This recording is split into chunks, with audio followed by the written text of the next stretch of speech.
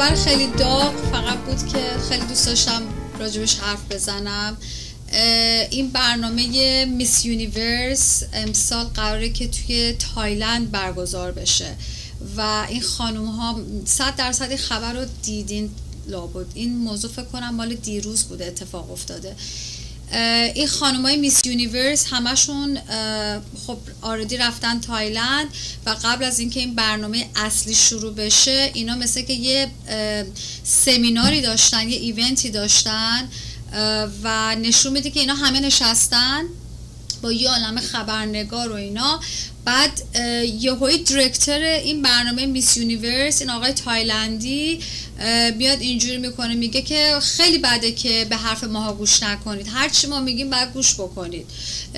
مثلا مکزیکو از سر جات بلند شد، حالا نمیگه میس مکزیکو، میگه مکزیکو از سر جات بلند شد.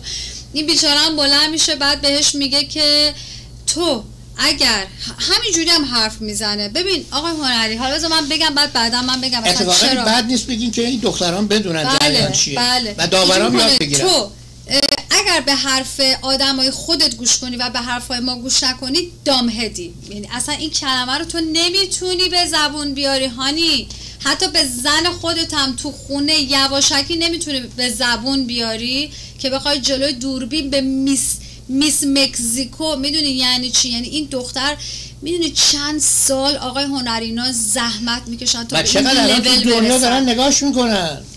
اون اصلا اون که هیچی و تمام دنیا تمام چشمشون به میس یونیورسه و تو اینجوری نمیتونی حرف بزنی.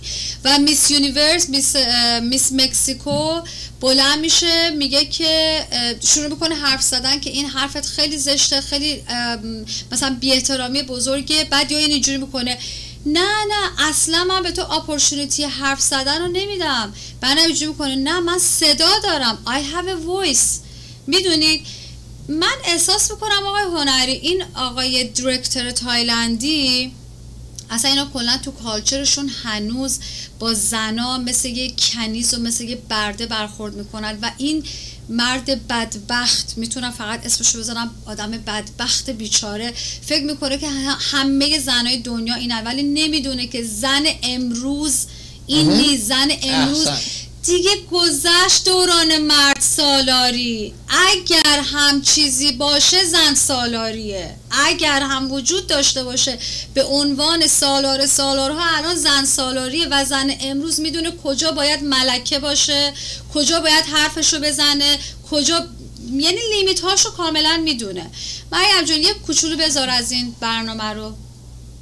If you follow the order from your national director, you are the man.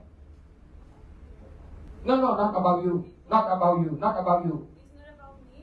It's about all the people that I represent. I didn't give you opportunity to talk. Please keep polite for me. I'm still talking. Listen. I still keep talking to everybody. Why you stand up to talk to me? Because I have a voice and it's not for everybody to know. If you have a problem... No, you have a voice, but you have to respect. The voice... و این هنوز این بدبخت نمیدونه که واقعا زنا الان چه قدرتی دارن. و حالا الان دوباره ویدیو نشون میدیم که در وسط صحبت‌های این آقا تمام خانوما به حالت تمام مدل‌ها به حالت اعتراض بلند میشن، صحنه رو ترک میکنن و این هم اینجوری کنه، میگه استاپ سکیوریتی و بهشون اینجوری تهدیدشون هم میکنه، میگه که اگر از این در رفتیم بیرون دیگه رفتین، اصلا امکان برگشتتون ممکنه وجود نداشته باشه. ولی اینا کر نمیکنن، به طوری که هر کدومشون سالها واقعا زحمت کشیدن تا برسن به این مرحله، ولی به خاطر آبرو و به خاطر که اینو هر کدوم واقعا برای خودشون یه ملکن بلند شدن و اتاقو ترک کردن.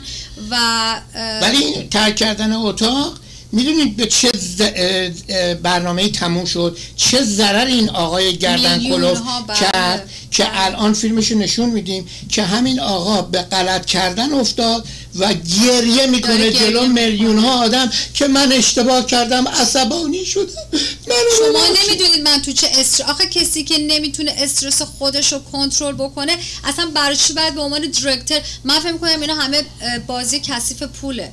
یعنی آقا اینقدر پول داشته نمیتونه حرف بزنه، نه سیاست صحبت داره، نه بلد چجوری کلمه ها رو ادا بکنه و من مطمئنم حتی اگر انگلیسی هم از بر بود همینجوری به حالت بی‌احترامی و کنیزوار با این خانوما برخورد میکرد.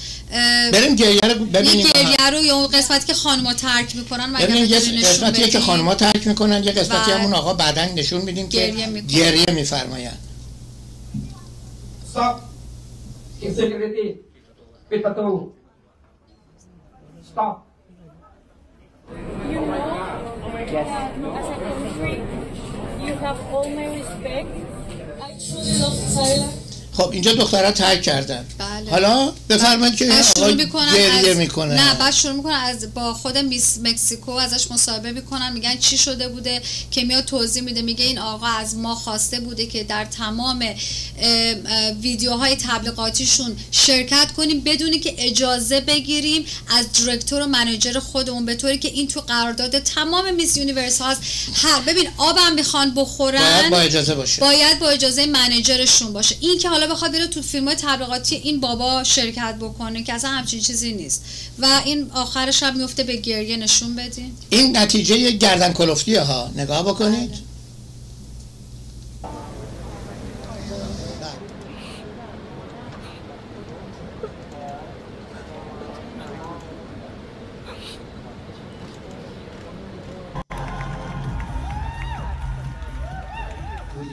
آفرین. به این میگن قدرت ولی زن. بازی کثیف پول دوباره باعث شد که این خانوما این آقا رو ببخشن و دیگه ادامه داره دیگه این میس یونیورس ادامه خواهد داشت تو همون تایلند با همین آقای دایرکتور که امیدوارم یه معلم واقعا یه معلم بعد واسش بزنه، فقط بهش یاد بدن چجوری تو بعد اصلا حرف بزنی. بله. که چه برسه حالا جلوی میدیا. خلاصه بسیار خوب.